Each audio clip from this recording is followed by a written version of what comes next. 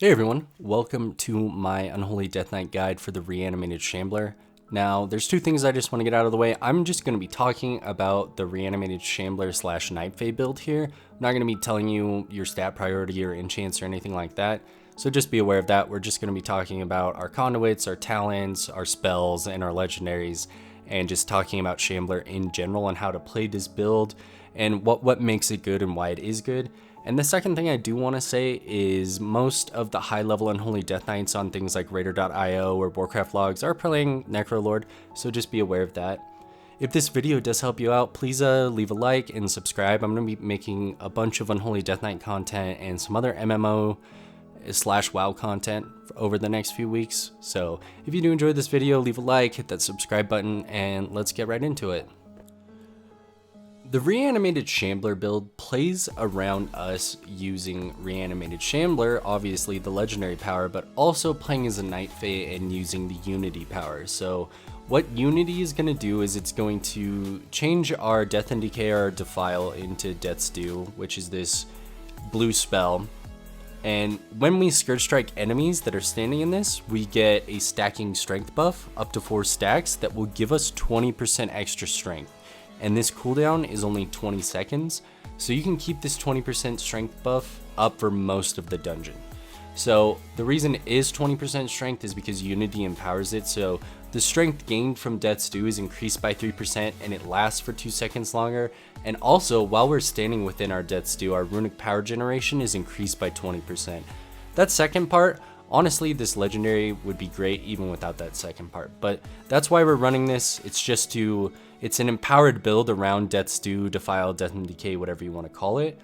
And then we're running Reanimated Shambler, and the way this works is it'll summon a super zombie that runs forward and explodes, dealing a massive amount of shadow damage to all targets and applying a festering wound to all nearby enemies. Again, all AoE is capped above 8 targets, at least for the Unholy Deathknight. Seems like Blizzard's trying to cap people from just pulling too many things at once, but this is a random legendary, so this legendary doesn't just you can't control it. It just depends on when the Shambler goes off. But the reason we do this is whenever we are standing in your Death and Decay, your Defile, whatever you want to call it, your Scourge Strike hits 5 targets. So when a Shambler runs in and applies a wound to every single target, and we hit 5 wounds at once and burst 5 wounds at once, we do big damage. And we're going to look at our talents and our conduits, and I'll show you a bit about the rotation and our spells and everything. But the reason this is so good is because we hit 5 wounds and burst 5 wounds at once with this build. We're going to take a look at what conduits you should be running. We are running as the Dreamweaver tree, obviously. I'm still building up renown on this. I actually started from level 1 on the Night Fae, so this has been a little bit of a journey for me, but we pretty much run every single conduit that we run as a Necrolord, except we're running Withering Ground instead of running the Abomination Limb bonus one, which I don't even have access to it. But we're going to be taking Spirit Drain, Eternal Hunger, which makes our Dark Transformation last longer and our minion does more damage. We're going to take Convocation of the Dead. This one's super good. Whenever you pop a Festering Wound, the cooldown of Apocalypse is reduced by 1 second, and Festering Wound damage is increased by 28%, so this plays really well with this build. Condensed Anima Spear. We're also going to be running the Withering Ground, as I said, our Death and Decay, or our Death's Due, or our Defile, whichever one you want to call it. Just does a crazy big more amount of damage, and we want to keep this down as much as we can, so this is an amazing conduit to be taking. And the final thing we're taking is Fleeting Wind. Now, Dreamweaver is the best tree from what I've seen. I still want to experiment more with this build. I'm starting to like it more and more, but something like Dream Delver is just really good. Just 3% increase in damage. We also have some survivability here. Another thing to be aware of is whenever we do cast Death's Due, we will get a Field of Blossoms. So it increases your haste by 15% while you stand in them for 3 seconds. It's not super important to stay in it, but it can add a little bit of extra damage. So that's just something to be aware of. But this is our conduit tree. I'll let you guys take one last look here. Again, I'll just highlight them for you here. And yeah, there you go. So the big thing with this build is we play around our Defile and we play around popping wounds. And my ghoul is actually on a murder spree right now because I was trying to show something in my last clip. Anyways, we're gonna be taking infected claws. So our ghoul's attacks have a 30% chance to cause a festering wound on the target. So this guy actually helps us out a little bit here. We're going to take bursting sores, so festering wounds deal more damage when they are popped, and they also explode for AoE damage, doing shadow damage to all nearby enemies. It caps at 8 targets. That's kind of Blizzard's thing right now. They're capping stuff at 8 targets when it comes to damage. We're going to be running Asphyxiate. You can take whatever you want within this row, but I like Asphyxiate. We're also going to be running Soul Reaper. This is mandatory with 4-set. It just gives us better boss damage, better damage, just kind of in general, just because of our 4-set and our 2-set and everything. So we're definitely running Soul Reaper. This is mandatory. In this row, you can take whatever you want. Right now, it is a bursting week, so Spell Eater is super helpful. This is our bread and butter talent here, Defile, and I'm going to talk about that in a sec. I'm going to jump over to the level 50 row. We're taking Unholy Assault because this gives us a way to increase our haste.